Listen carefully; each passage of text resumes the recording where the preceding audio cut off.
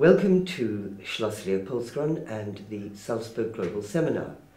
My guest, Kathleen Cavanaugh, is taking part in a program, Islamic and International Law is Their Common Ground. And you are a professor of law and politics. In a word, is there common ground? I think there's common ground in one sense, and this is, I think, the conclusion that we've reached, and that is that within the fields of international law and the fields of Islamic law, there's multiple narrations that go through them. And it's a lot more complicated than when we hear the term Islam or we hear the term international law in the public square. So to the extent that there isn't one unanarrative in either international law or Islamic law, that is what we actually at this point have come to an agreement on. And you teach law in Ireland. I do. And is there much in the way of a Muslim community in Dublin, I presume? Yeah. Well, I'm in Galway at the Irish Centre for Human Rights, and our program actually attracts many students from around the world. So even if you just look at the student body that we have, it's very diverse, and many are drawn from the Muslim world. But Ireland itself has a significant Muslim immigrant community. The history of Ireland is quite different because at least the first wave of Muslim immigration actually came among professionals who had come to do schooling and then ended up staying and marrying.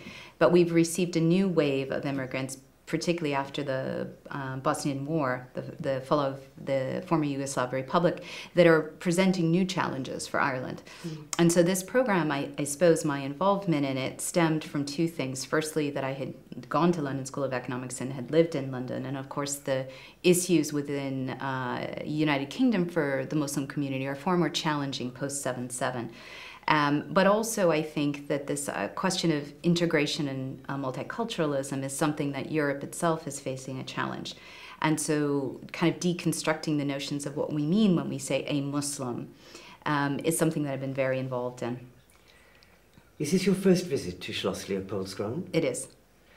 And I hope you've been enjoying. I have. It's a beautiful setting. Yes. Well, I'm terribly sorry to have to tell you that you're soon going to be banished to the top of the Untersberg, which is the mountain you see if you look across the lake from the Schloss here. You'll see this tall, craggy mountain, and you'll be abandoned there.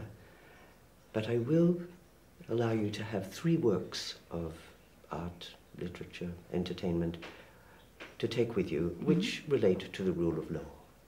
Okay. So what would your first choice be? First choice would be a book that was written by an Indian scholar called The Despotism of Law. And I suppose if I'm banished, it would have to be a text that's both rich and challenging. And that would be my first choice. And your second?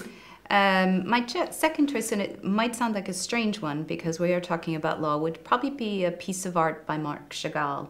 And the reason for that is, of course, Chagall himself was the victim of pogroms. He was a Jew from Russia.